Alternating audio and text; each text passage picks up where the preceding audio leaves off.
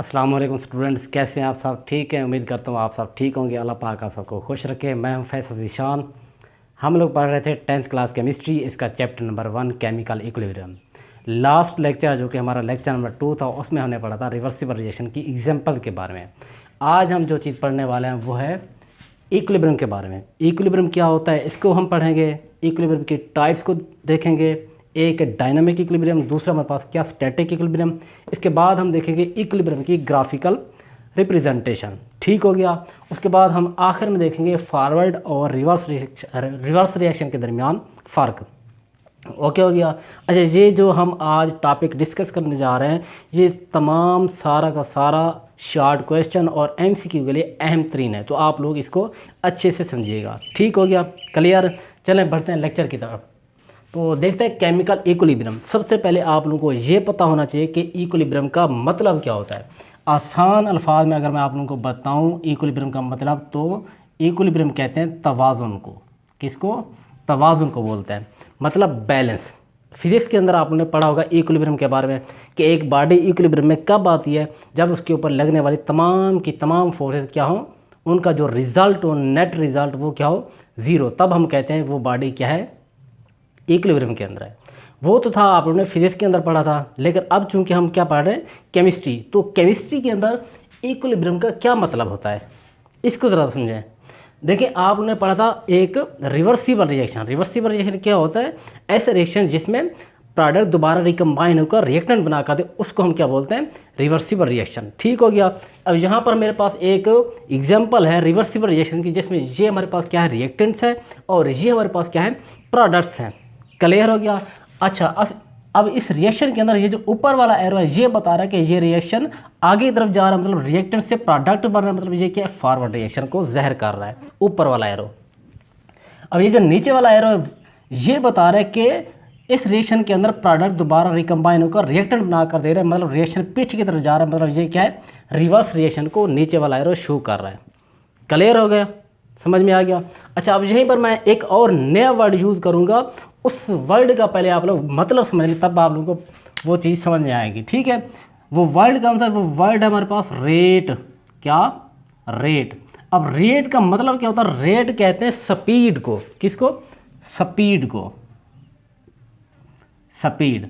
अब क्या मतलब है रेट का? कि एक रिएक्शन कितने टाइम में मुकम्मल हो रहा है, उसको हम बोलते हैं उस रिएक्शन का रेट। ठीक है, जैसे मिसाल के तौर पर कोई भी रिएक्शन होता है, जब वो स्टार्ट होता है, रिएक्टेंट से प्रोडक्ट बन रहा है और प्रोडक्ट से रिएक्टेंट बन रहा होता है। ठीक है, पहले आप ये देख लें, यहाँ पर मैं रिएक्टेंट के लिए आर लिखूंगा, प्रोडक्ट के लिए पी लिखूंगा, फॉरवर्ड के लिए एफ लिखूंगा और रिएक्टेंट के लिए मैं आर लिखूंगा। इसी तरह प्रोडक्ट के लिए पी और रिएक्टेंट के लिए मैं आर लिखूंगा, और रिवर्स रिएक्शन के लिए मैं आर लिखूंगा, और रिएक्शन के लिए मैं फिर एक आर लिखूंगा। ठीक हो गया। जब रिएक्शन शुरू होता है, जब फॉरवर्ड रिएक्शन होता है, मतलब रिएक्टेंट से प्रोडक्ट बन रहा है, मैं कहता हूं कि शुरू के अंदर जो फॉरवर्ड रिएक्शन मुकम्मल हो रहा है 2 सेकंड के अंदर। ठीक है, जब फॉरवर्ड रिएक्शन होता है तो वो मुकम्मल हो रहा है 2 सेकंड के अंदर। फिर उसके बाद दोबारा रिएक्शन वापस पीछे की तरफ आएगा, रिवर्स रिएक्शन स्टार्ट होगा। अब मैं कहता हूँ कि ये जो रिवर्स रिएक्शन है, ये मुकम्मल हो रहा है 10 सेकंड के अंदर। क्लियर है। फिर उसके बाद दोबारा रिएक्शन क्या आगे तरफ जाएगा, फॉरवर्ड रिएक्शन होगा। अब मैं कहता हूँ कि ये जो फॉरवर्ड रिएक्शन है, ये मुकम्मल हो रहा है, इसको टाइम लग रहा है 4 सेकंड के अंदर। ठीक है, इसके बाद फिर दोबारा रिएक्शन पीछे की तरफ आएगा, रिवर्स रिएक्शन स्टार्ट होगा। अब दोबारा इस टाइम मैं कह रहा हूँ कि जो रिवर्स रिएक्शन है, ये मुकम्मल हो रहा है 8 सेकंड के अंदर। इसके बाद फिर दोबारा फॉरवर्ड रिएक्शन स्टार्ट होगा, फॉरवर्ड रिएक्शन इस टाइम मुकम्मल हो रहा है, मैं कह रहा हूँ 5 सेकंड के अंदर। इसके बाद दोबारा रिएक्शन क्या हो रहा है, पीछे की तरफ वापस आ रहा है, रिवर्स रिएक्शन स्टार्ट हो रहा है। अब इस दफ़ा मैं कह रहा हूँ ये जो हमारे पास रिवर्स रिएक्शन है, ये मुकम्मल हो रहा है कितने सेकंड के अंदर, 7 सेकंड के अंदर। इसके बाद दोबारा फिर रिएक्शन के आगे की तरफ जाएगा। अब देखें, ज़रा गौर करें, अब ये जो हमारे पास फॉरवर्ड रिएक्शन है, ये जो मुकम्मल हो रहा है कितने सेकंड के अंदर मुकम्मल हो रहा है, 6 सेकंड के अंदर। अब अगली बात आप लोग ज़रा गौर करके देखिएगा, इसके बाद रिएक्शन क्या पीछे की तरफ वापस जाएगा। इस दफ़ा ये देखें, ये जो हमारे पास रिवर्स रिएक्शन है, ये मुकम्मल हो रहा है 6 सेकंड के अंदर। इससे पहले जो फॉरवर्ड रिएक्शन था वो भी क्या 6 सेकंड के अंदर मुकम्मल हो रहा था। अब ये जो रिवर्स रिएक्शन मुकम्मल हुआ है, ये भी क्या 6 सेकंड के अंदर क्या हो रहा है, मुकम्मल हो रहा है। मतलब रेट ऑफ फॉरवर्ड रिएक्शन और रेट ऑफ रिवर्स रिएक्शन दोनों क्या हो चुके हैं, बराबर हो चुके हैं। तो केमिकल रिएक्शन के अंदर इस लम्हे को जब रेट ऑफ फॉरवर्ड रिएक्शन और रेट ऑफ रिवर्स रिएक्शन दोनों बराबर हो जाता है तो इस लम्हे को हम क्या बोलते हैं, chemical equilibrium.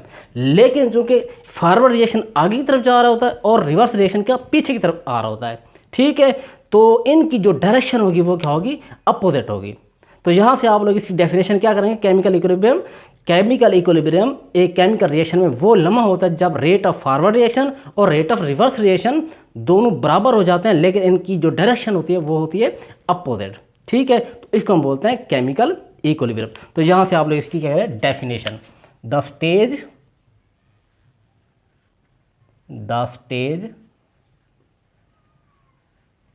Of a reaction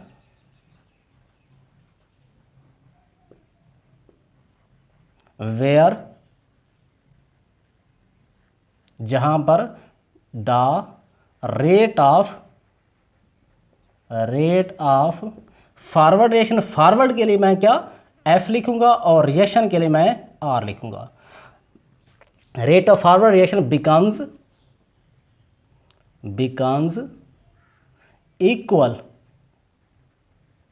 becomes equal to the rate of reverse reaction. Reverse के लिए मैं आ लिखूंगा, रिएक्शन के लिए मैं फिर आ लिखूंगा, ठीक है। Becomes equal to the rate of reverse reaction, लेकिन इनकी डायरेक्शन क्या हो रही है, अपोजिट हो रही है, but in opposite direction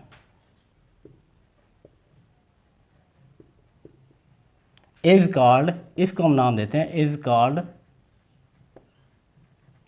chemical equilibrium.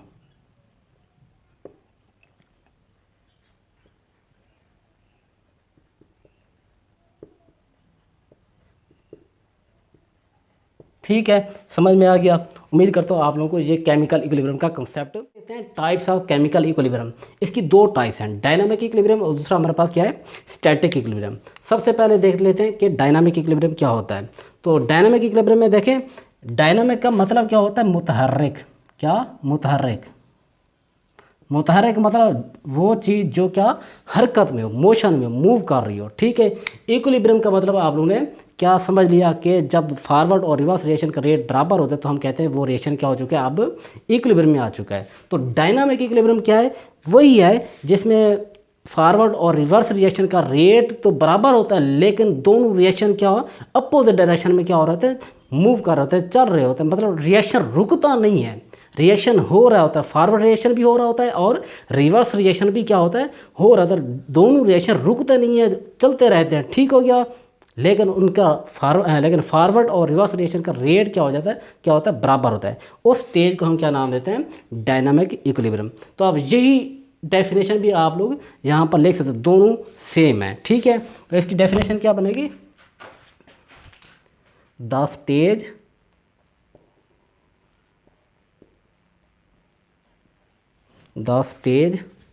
Of chemical reaction at which, जहाँ पर rate of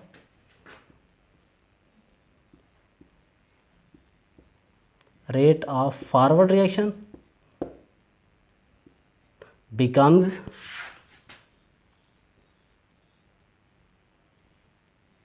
equal to the, किसके, equal to the rate of reverse reaction. Reverse के लिए मैं दोबारा आर लिखूंगा और रिएक्शन के लिए भी मैं आर लिखूंगा, ठीक है। लेकिन उन दोनों की जो डायरेक्शन है वो क्या है, अपोजिट है, but in opposite direction, opposite direction, ठीक हो गया। इज कॉल्ड, इसको हम क्या नाम देते हैं, इज कॉल्ड डायनामिक इक्विलिब्रियम।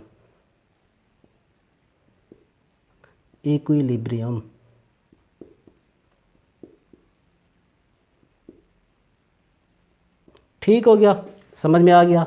अच्छा, अब मैं आप लोगों को ना एक मिसाल देता हूँ। अच्छा, एक और बात आप लोग यहाँ पर जहन में रखें कि डायनामिक इक्विलिब्रियम के अंदर जब एक केमिकल रिएक्शन के अंदर इक्विलिब्रियम आती है तो उस टाइम ये रिएक्टेंट और प्रोडक्ट की जो मैग्नीट्यूड है, जो कंसंट्रेशन होती है, वो वहाँ पर क्या होती है, सेम रहती है। मिसाल के तौर पर देखें, जहाँ पर दो इंसान है, एक इंसान क्या है, ये है, और एक इंसान क्या है, ये है।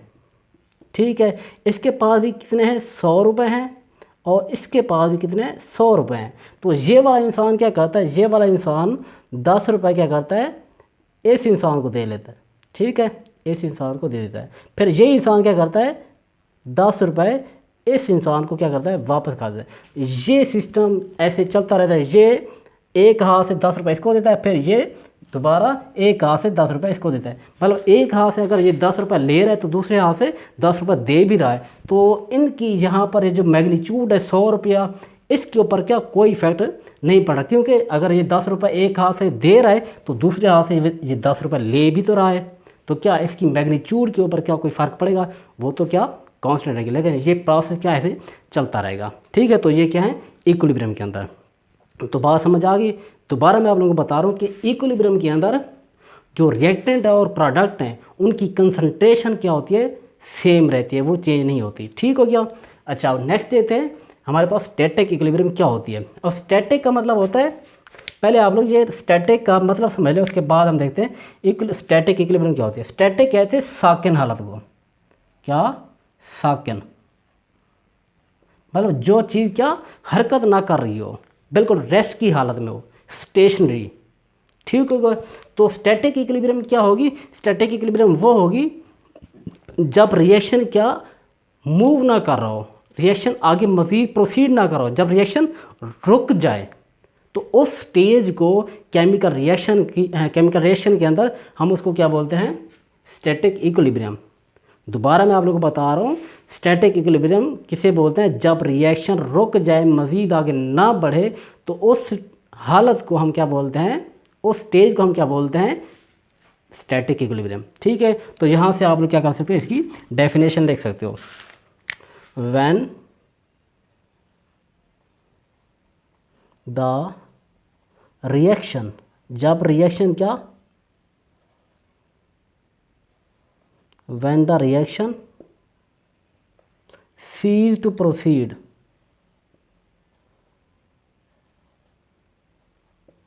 cease to proceed, cease to proceed का मतलब ये है कि वो आगे नहीं बढ़ रहा, मतलब वो रिएक्शन रुक गया है। cease to proceed,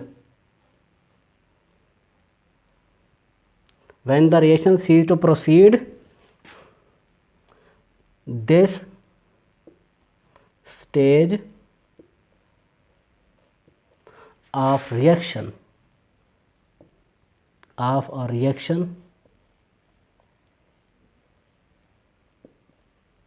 is called, इसको हम कहते हैं is called static equilibrium।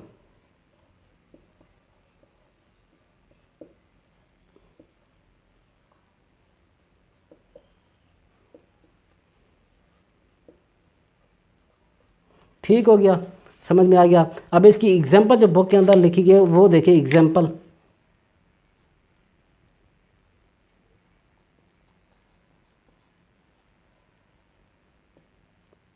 Example है कि एक बिल्डिंग है, वो उस वक्त तक क्या वहाँ पर स्टेशनरी साकिन रुकी रहती है जब तक उसके ऊपर लगने वाले तमाम फोर्सेस क्या हों, इक्विलिब्रियम के अंदर हो। ठीक है, तो यहाँ पर ये एग्जाम्पल लिखे, अ बिल्डिंग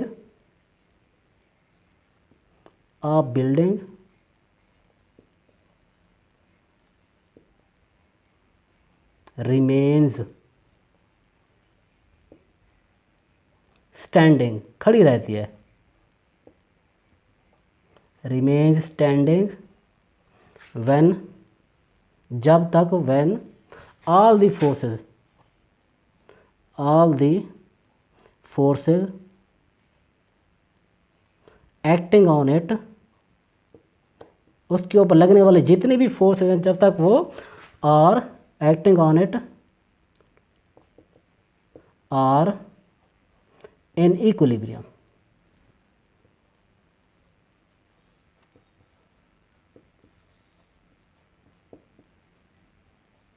ठीक हो गया, समझ में आ गया। तो केमिस्ट्री के अंदर बेसिकली यहाँ पर ज़्यादातर मोस्टली डायनामिक इक्विलिब्रियम होता है, ठीक है। स्टैटिक इक्विलिब्रियम ये केमिस्ट्री के अंदर इतना ज़्यादा नहीं होता। समझ में आ गया केमिकल इक्विलिब्रियम क्या होता है, डायनामिक इक्विलिब्रियम क्या होता है और स्टैटिक इक्विलिब्रियम क्या होता है, समझ में आ गया।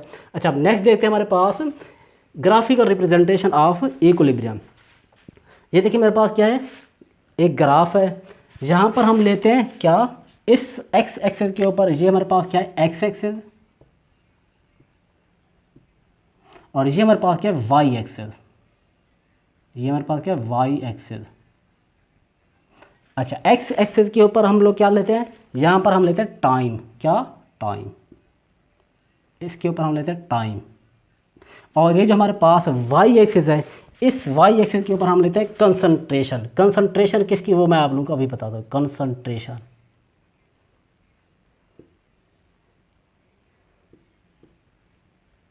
ठीक हो गया। तो यहाँ पर आप लोग लिख लें, यहाँ पर क्या होता है 0 होता है, ये हमारे पास 10 हो गया। कोई भी आप लोग वो डिवीजन ले सकते हो, 2 4 6 8 10, कोई भी आप लोग लिख सकते हो। मैं यहाँ पर 10 से स्टार्ट करूँ, 10, ये 20, ये 30, ये 40, ये 50, ये 60, ये 70, ये 80, ये 100, ठीक है। इसी तरह यहाँ पर ये 10, ये 20, ये 30, ये 40, ये 50, ये 60, ये 70, ये 80, और ये हमारे पास यहाँ पर क्या है 100। आप कोई भी अपनी मर्ज़ी से डिवीजन यहाँ पर ले सकते हो, ठीक है। अच्छा, यहाँ पर देखिए ये हमारे पास क्या है रिएक्टेंट्स हैं, और ये हमारे पास क्या है प्रोडक्ट्स हैं। जब कोई भी रिएक्शन स्टार्ट होता है तो मैं मान लेता हूँ कि शुरू के अंदर हमारे पास क्या रिएक्टेंट कितने हैं 100 है।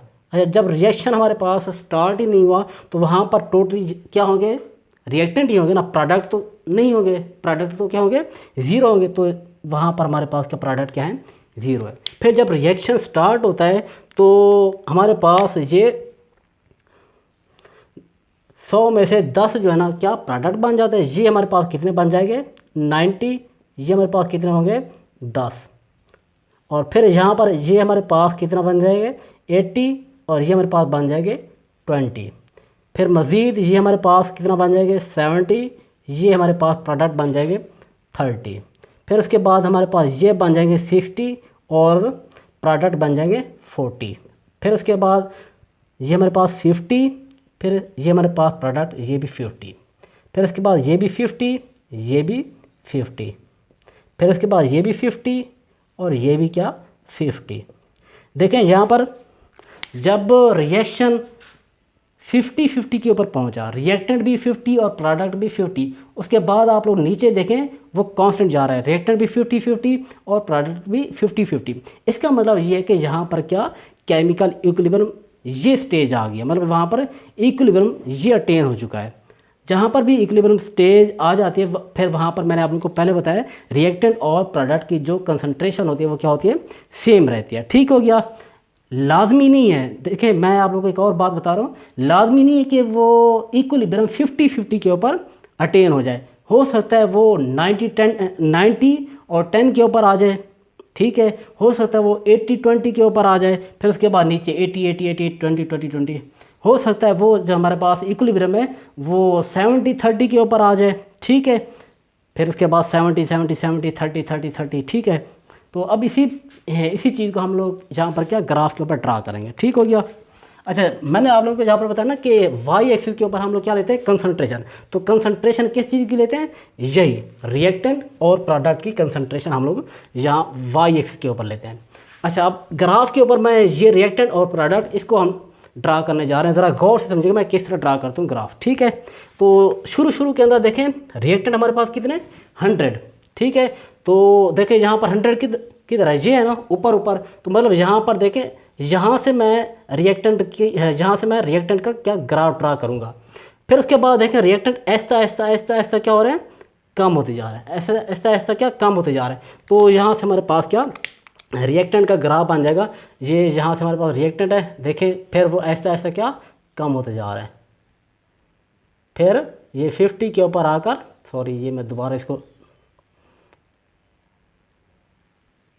50 के ऊपर आकर ये ग्राफ क्या हो जाता है, बिल्कुल स्ट्रेट हो जाता है, क्योंकि उसके बाद देखिए रिएक्टेंट की मैग्नीट्यूड, कंसंट्रेशन ये तब्दील नहीं हो रही। अच्छा, शुरू के अंदर अब प्रोडक्ट को देखें, प्रोडक्ट का ग्राफ ड्रा करने जा रहे हैं। देखिए शुरू के अंदर देखिए हमारे पास प्रोडक्ट यहाँ पर कितने हैं, 0 है ना, तो 0 यहाँ पर है ना, यहाँ पर। उसके बाद देखें ये जो हमारे पास प्रोडक्ट की कंसंट्रेशन है वो ऐसा ऐसा क्या हो रही है, बढ़ती जा रही है, बढ़ती जा रही है। फिर उसके बाद 50 के ऊपर जैसे आती है उसके बाद ये कांस्टेंट हो जा रही है, ठीक है। तो इसका ग्राफ मैं कैसे ड्रा करूँगा, पहले 0 था, 0 के बाद फिर ऐसा ऐसा ऐसा ऐसा ऐसा क्या बढ़ता गया, बढ़ता गया। जैसे ही ये 50 के ऊपर पहुँचा तो ये क्या कांस्टेंट हो गया। तो अब ये वो पॉइंट है जहाँ पर क्या इक्विलिब्रियम क्या हो चुकी है, अटेन हो चुकी है, जहाँ पर इक्विलिब्रियम क्या हो चुका है, अचीव हो चुका है। तो इस पॉइंट को हम क्या बोलते हैं, इक्विलिब्रियम। ठीक हो गया। तो अब यहाँ पर आप लोग लिख सकते हो ना कि हाँ, आप लोग ये लिख सकते हो कि ये जो लाइन है ये किसकी लाइन है, ये रिएक्टेंट की है, और ये वाली जो लाइन है ये क्या है, प्रोडक्ट की है। तो ये वाली लाइन कौन सी है, ये वाली लाइन हमारे पास है प्रोडक्ट की, और ये जो लाइन है ये हमारे पास किसकी है, ये रिएक्टेंट की है।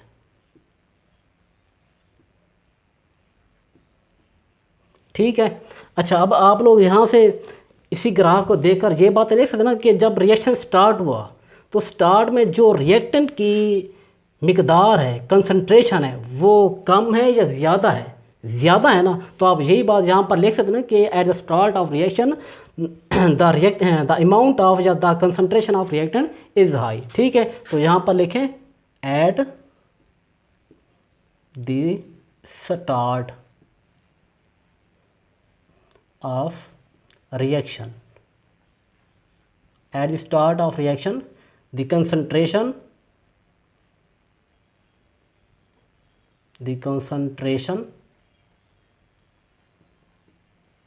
of reactant के लिए मैं R लिख रहा हूँ, ठीक है, is high।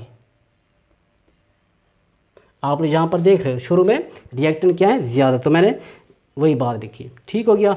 अच्छा, अब शुरू के अंदर आप देखें प्रोडक्ट कितने, प्रोडक्ट तो क्या है, 0 है, लो है। तो यहाँ पर आप लोग लिख सकते हैं ना कि शुरू में जब रिएक्शन स्टार्ट हो रहा है तो प्रोडक्ट की जो कंसंट्रेशन है वो कितनी है, 0 है, लो है। तो वही बात देखें एट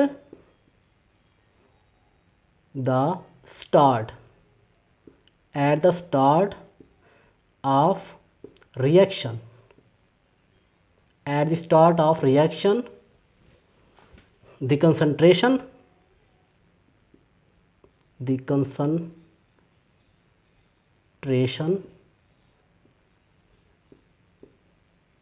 of प्रोडक्ट की कंसंट्रेशन मतलब मिकदार कितनी है, ज़्यादा है या कम है, कम है ना, तो आप लिखें इज़ लो। ठीक हो गया। अच्छा, उसके बाद आप लोग देख रहे हो कि ऐसा ऐसा ऐसा ऐसा जैसे जैसे टाइम गुजरता जा रहा है तो रिएक्टेंट की जो कंसंट्रेशन है वो क्या है, ऐसा ऐसा कम होती जा रही है, और जो प्रोडक्ट की कंसंट्रेशन है वो ऐसा ऐसा बढ़ती जा रही है। तो यही बात आप लोग जहाँ पर लिखें द कंसंट्रेशन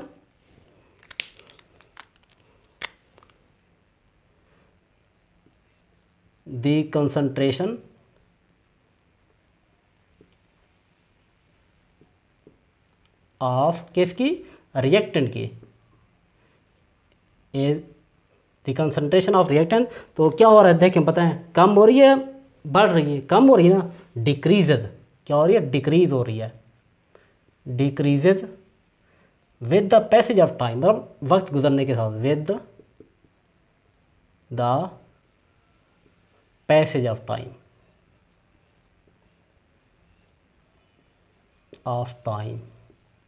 नेक्स्ट देखते हैं कि हमारे पास प्रोडक्ट्स की जो कंसंट्रेशन है वो देखें ऐसा ऐसा क्या हो रही है, बढ़ रही है। इधर भी आप लोग देख सकते हो और ग्राफ के अंदर भी आप लोग देख सकते हो, ग्राफ प्रोडक्ट्स का ऐसा ऐसा वक्त के साथ साथ क्या हो रहा है, बढ़ रहा है। तो यही बात मैं यहाँ पर लिख रहा हूँ कि दी कंसंट्रेशन ऑफ प्रोडक्ट्स के लिए मैं P लिख रहा हूँ, इंक्रीजेज, क्या हो रहे, इंक्रीज हो रहे, इंक्रीजेज विद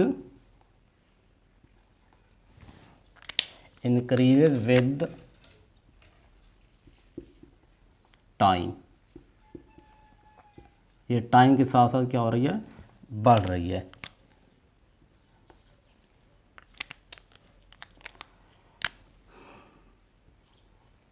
ठीक है।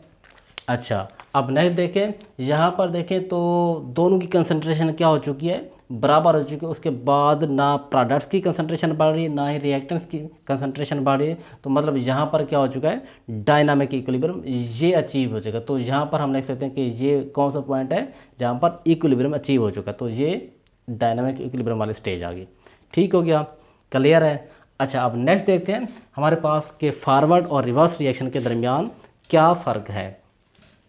क्या एक हमारे पास है फॉरवर्ड रिएक्शन, दूसरा हमारे पास क्या है, रिवर्स रिएक्शन। Forward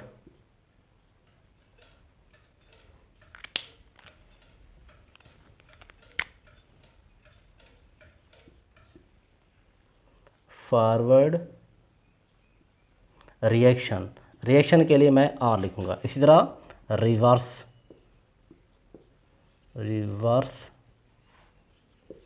reaction. ठीक है, सबसे पहले देखते हैं कि फॉरवर्ड रिएक्शन क्या होता है। ठीक है, फॉरवर्ड रिएक्शन जहाँ पर इस एग्जांपल के अंदर देखें तो ये क्या है, ऊपर वाला एरो क्या शो कर रहा है कि रिएक्शन फॉरवर्ड की तरफ जा रहा है, मतलब आगे की तरफ जा रहा है। क्या मतलब रिएक्टेंट से प्रोडक्ट बन रहा है। तो आप लोग ये लिख सकते हो कि ना कि फॉरवर्ड रिएक्शन के अंदर क्या रिएक्टेंट प्रोडक्ट के अंदर चेंज हो रहे होते हैं। ठीक है, तो यही बात आप लोग लिखें कि यहाँ पर हमारे पास फॉरवर्ड रिएक्शन के अंदर क्या हो रहा होता है, रिएक्टेंट प्रोडक्ट के अंदर चेंज हो रहे होते हैं। एन फॉरवर्ड रिएक्शन, फॉरवर्ड के लिए मैं एफ लिखूंगा और रिएक्शन के लिए मैं आर लिखूंगा। रिएक्टेंट्स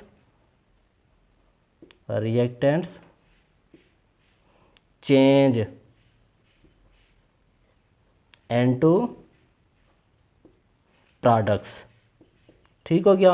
अच्छा, अब नेक्स्ट देखें हमारे पास रिवर्स रिएक्शन क्या होता है। रिवर्स रिएक्शन के अंदर देखें, ये नीचे वाला जो एरो है ये बता रहा है कि रिएक्शन क्या हो रहा है, पीछे की तरफ जा रहा है, मतलब प्रोडक्ट्स दोबारा रिएक्टेंट्स के अंदर क्या हो रहे हैं, चेंज हो रहे हैं। तो आप लोग यही बात लिख सकते हो ना, रिवर्स रिएक्शन के अंदर प्रोडक्ट्स रिएक्टेंट के अंदर चेंज हो रहे होते हैं। ठीक है, तो यही बात लिखें, एन रिवर्स रिएक्शन, रिवर्स के लिए मैं आर और रिएक्शन के लिए मैं दोबारा आर लिखूंगा। In reverse reaction products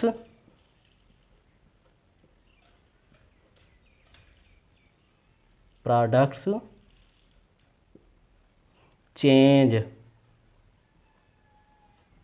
into reactants के लिए मैं आर लिख रहा हूँ। ठीक हो गया। अच्छा, अब नेक्स्ट देखते हैं दूसरा पॉइंट हमारे पास क्या है।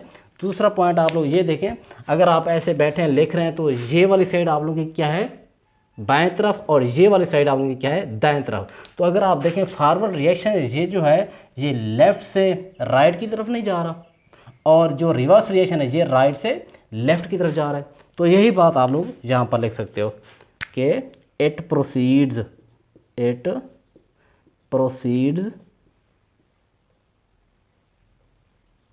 फ्रॉम, जी ये कहाँ से कहाँ की तरफ जा रहा है, लेफ़्ट से राइट की तरफ।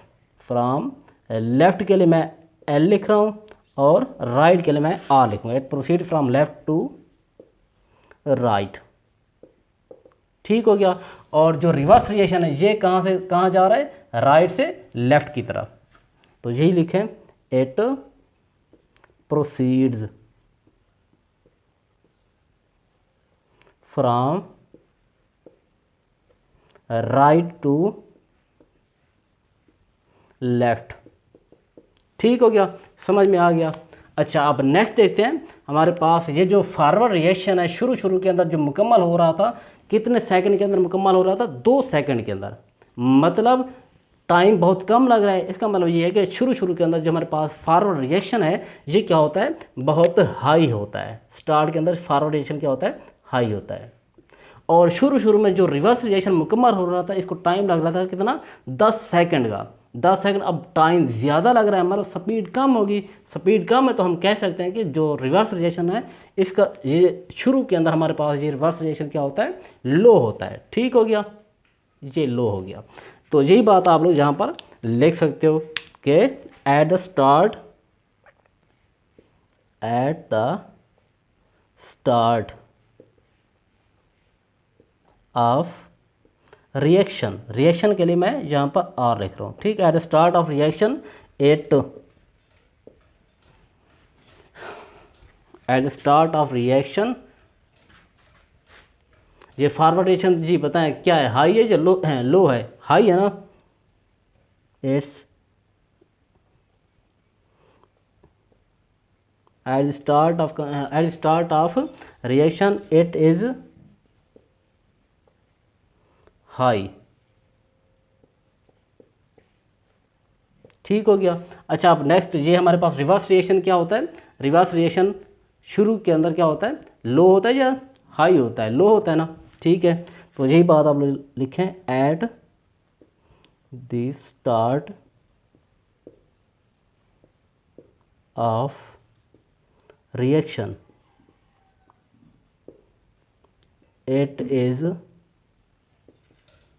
जी हाई है लो है? लो है, इट इज़ लो, ठीक है। अच्छा फिर नेक्स्ट देखें, जैसे जैसे टाइम गुजरता जाता है, अब यहाँ पर देखें कुछ वक्त गुजरने के बाद फॉरवर्ड रिएक्शन मुकम्मल हो रहा है 6 सेकंड के अंदर, 5 सेकंड के अंदर, ठीक है। अब यहाँ पर 5 सेकंड लग रहा है, मतलब टाइम पहले की निस्बत ज़्यादा लग रहा है, टाइम ज़्यादा लग रहा है, मतलब ये है कि फॉरवर्ड रिएक्शन क्या हो, स्लो हो चुका है। तो यही बात लिखें कि फॉरवर्ड रिएक्शन वक्त गुजरने के साथ साथ क्या होता है, ऐसा ऐसा स्लो होता जाता है, ठीक है।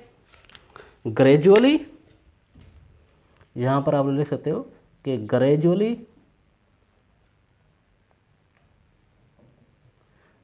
इट डिक्रीजेज विद टाइम, ठीक है। टाइम के साथ ये ऐसा ऐसा क्या कम होता जाता है। लेकिन अब अगर आप बात करें रिवर्स रिएक्शन की, तो रिवर्स रिएक्शन को देखें, जहाँ पर फिर कुछ वक्त गुजरने के बाद रिवर्स रिएक्शन 7 सेकंड के अंदर क्या हो रहा है, मुकम्मल हो रहा है, 6 सेकंड के अंदर मुकम्मल हो रहा है। अब 6 सेकंड के अंदर मुकम्मल हो रहा है, मतलब पहले की निस्बत टाइम क्या कम लग रहा है, टाइम कम लग रहा है, मतलब स्पीड ज़्यादा होगी, मतलब रिवर्स रिएक्शन का रेट पहले की निस्बत अब क्या हो चुका है, बढ़ चुका है। तो आप यही बात लिख सकते हो कि gradually it increases with time, ठीक है। यहाँ पर ये टाइम लिख दें, with time, gradually it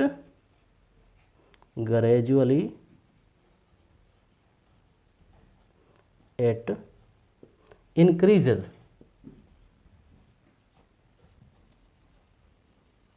with time,